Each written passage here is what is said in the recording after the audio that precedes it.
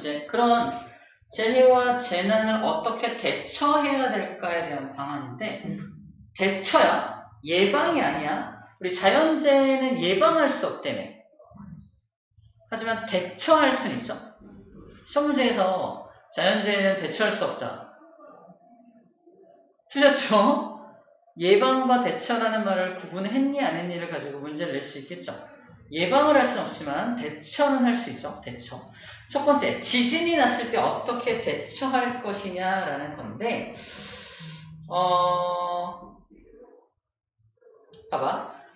쌤이 문제를 낸다면 이렇게 낼 것 같아. 지진이 발생했을 때, 지진이 발생하더라도 건물이 넘어지지 않도록 내진 설계를 한다. 내진 설계를 통해서 지진을 예방한다. 맞는 말이야? 틀린 말이야? 틀린 말이야. 지진이 안 나는 게 아니잖아. 그런다고. 지진을 예방한다는 건 지진이 안 나게 하는 건데, 지진에 대처하는 방법 중에 하나인 거지? 그러면 내진 설계하면 어떤 대처할 수 있냐? 지진이 나면 건물이 잘 무너지지 않을 뿐더러 봐봐. 건물이 무너지지 않도록 하고요. 건물이 확 무너져 버리면 대피할 시간도 없잖아. 근데 이게 계속 진동이 계속되면 무너질 수도 있어요. 하지만 쉽게 무너지지 않기 때문에 사람들이 도망갈 시간을 벌어준다 생각하면 돼요. 한 번에 확 무너져 버리면 출구가 다 막혀버리니까 못 도망가는데 어느 정도 버텨주니까 시간을 좀 벌어준다는 거지.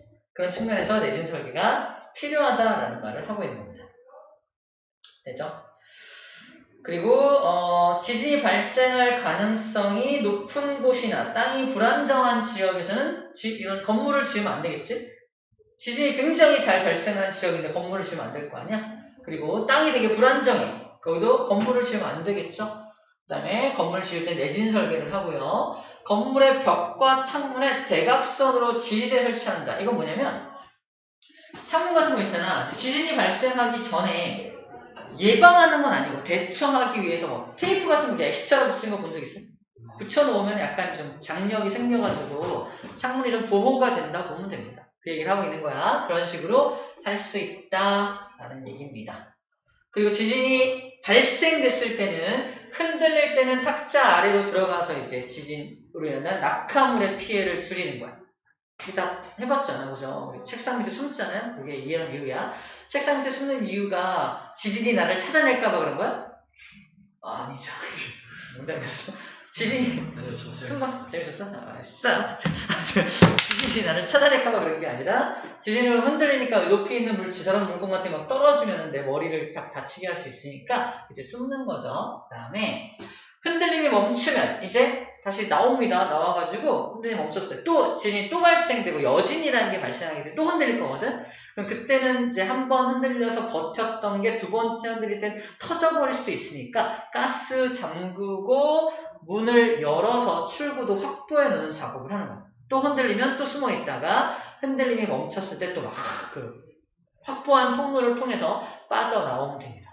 오케이? 가스 계속 열어놓으면 툭 터지면 가스가 누출될 거 아니야? 더 큰 피해가 발생될 수 있으니까 일단 전기랑 가스를 차단하는 게 먼저라는 겁니다. 자, 건물 밖으로 이제 나갈 겁니다. 집에 엘리베이터 있죠? 엘리베이터 잡고 있나요? 절대 안 됩니다. 엘베가 전기로 구동되는 거기 때문에 전기가 끊어지면 엘베도 멈춰요. 그래서 엘베를 타면 안 되고 무조건 계단을 통해 갑니다. 쌤 42층에 살아요. 죽음이죠. 그래서 42층에서 어쨌든 계단을 통해서 도망가야 하고요. 지하 2층에 절대 가주면 안 됩니다. 길을 잃을 수 있어요. 알겠죠?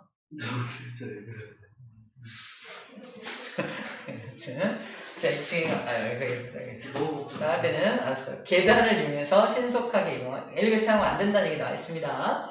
건물 밖에 나오면은 가방이나 손으로 머리를 보호하고요. 건물과 거리를 둬요. 건물 옆에 이렇게 숨어 있으면 안 됩니다.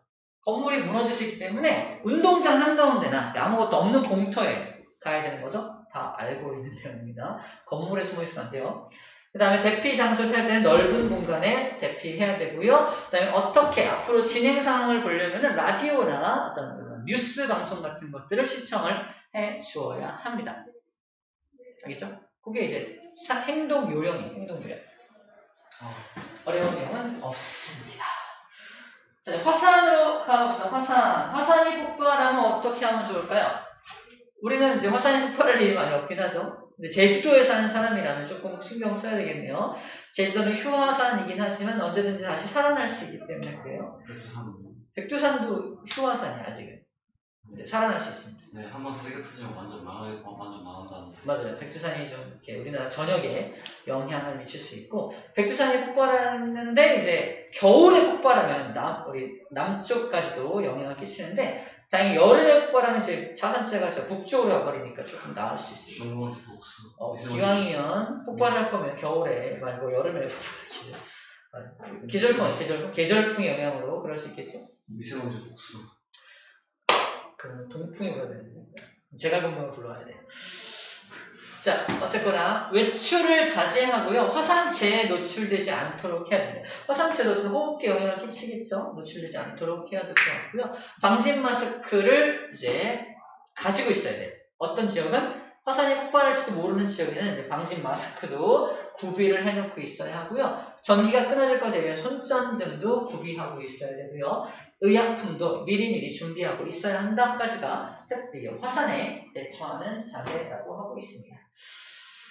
자, 태풍도 바로 갑시다. 태풍. 자, 태풍이 발생됐을 때는 태풍의 이동 경로를 예측을 해줘야 돼요. 일단 우리가 할 수 있는 건 사실 아니죠. 우리 태풍이 발생되면 이제 피하기 바쁜데, 기상청 같은 곳에서는 태풍이 이제 편서풍이나 극동풍이나 어떤 바람의 영향으로 어떤 경로로 이동할지를 미리 예상해서 사람들한테 알려줘야 됩니다. 그래서 미리미리 경보를 내리죠. 지금 현재 제주도를 지나고 있는 태풍이 오고 있어. 근데 바람의 세기를 고려했을 때 부산 쪽으로 갈 것 같아. 바람이 약하면은 직진해가지고 이제 전라도 쪽이나 서울 쪽으로 올 수도 있거든요. 그래서 바람의 세기를 결정해서 어느 지역에 경보를 내릴 건지를 결정하는 게 기상청의 역할이라고 보면 될 것 같습니다. 이 예상 경로를 추적한다는 뜻이에요. 그 다음에 바닷가에서 강풍에 대비해서 바람 막이 숲을 조성하고 파도가 넘어오는 걸 막기 위해서 모래 방벽을 쌓는다라고 되어 있습니다. 모래 방벽은 오른쪽에 그림으로 나와 있어요. 이게 모래 방벽이에요. 모래 방벽. 태풍으로 인해서 거대한 파도가 오는 걸 막기 위해서 모래성 같은 걸 크게 커다랗게 쌓아놓은 것이라고 생각하면 될 것 같습니다. 자, 바람막이 숲은 뭐냐면 그러니까 나무를 엄청 심어가지고 바람을 막자는 뜻이에요. 나무를 이용해서 바람을 막자는 게 바람막이 숲입니다. 그러니까 숲을 조성해서 사람들에게 쉴 공간을 제공하기도 하고 바람을 막는 역할을 해주는 거죠. 일석이조의 역할을 하게 되겠죠. 자, 그 밖에 기상재해도 볼게요. 홍수에 대한, 가뭄에 대한, 폭설 등에 대한 것들을 기상청에서 마찬가지로 미리 예상해서 기상특보를 발표를 하고 사람들로 하여금 계속해서 자기네 방송에 귀를 기울일 수 있도록 홍보 활동도 계속 해줘야겠죠. 자, 그래서 홍수 나와 있죠. 이거 봅시다. 홍수가 날게 우려가 된다면 피난 가능한 장소, 길을 사전에 숙지합니다. 제가 얼마 전에 서울에 갔다 왔는데 얼마 전에 비가 엄청 왔을 때 서울에 물난리 엄청난 거 알아요? 뭐 인천도 그랬지만. 그래서 혹시 내가 사는 지역이 물난리가 많이 나는 지역이다. 그럼 그때는 어디가 있어야 되지? 미리 확보하라는 거, 미리. 그렇게 비가 엄청 오면 우리 어디 가 있자 이런 확보를 미리 해놓으면 예상할 수가 있는데 좀 안전할 수 있겠죠. 근데 갑작스럽게 홍수가 발생했어. 어떻게 해야 돼? 지하 2층 가면 돼, 안 돼? 지하 2층 가면 안 돼요? 내려가면 안 돼. 올라가야지. 좀 높은 곳을 찾아가야 됩니다. 지하 2층 가면 물에 잠기기도 하지만 길을 잃을 수도 있어요. 절대 지하 2층 가면 안 됩니다. 너무 오래 먹으시는 거 아니에요? 재밌어요. 아무튼 그 다음에 바위나 자갈 같은 게 흘러내리기 쉬운 비탈면 지역의 도로 통행을 삼가한다. 비가 엄청 내리고 있는데 바위랑 자갈이 굉장히 많은 산 밑을 지나간다? 자살일 수 있다는 얘기입니다. 쏟아져 내릴 수 있기 때문에. 그 다음에 홍수가 예상될 때는 전기를 먼저 차단해야 돼요. 왜 그런지 알아요? 전기선이 깔려있어요. 전기선이 여기 있잖아. 물이 여기까지 차올라. 어떻게 될까? 이 전기가 물을 통해서 흘러요. 물의 전기가 흘러요. 그렇지. 그럼 다 감전돼. 다 죽어. 우리 해운대라는 영화 보면 그래서 길거리에 막 바닷물이 엄청 확 들어와요. 그때 사람들이 감전돼서 죽는 경우 되게 많아요. 왜? 전봇대 같은 게 막 무너지거든. 전봇대가 무너지면서 고압선이 밑으로 막 내려오면서 사람들이 다 감전돼서 막 죽고 그래요. 높은 곳에 막 나무에 매달려 있고 물에 닿지 않으려고 노력하는 장면 같은 게 나오는데 그걸 전기 때문에 그래서 홍수가 난다. 무조건 전기는 다 차단, 꺼야 됩니다.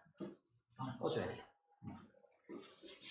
가스도 마찬가지로 가스 밸브도 빨리 잠가 주어야 합니다.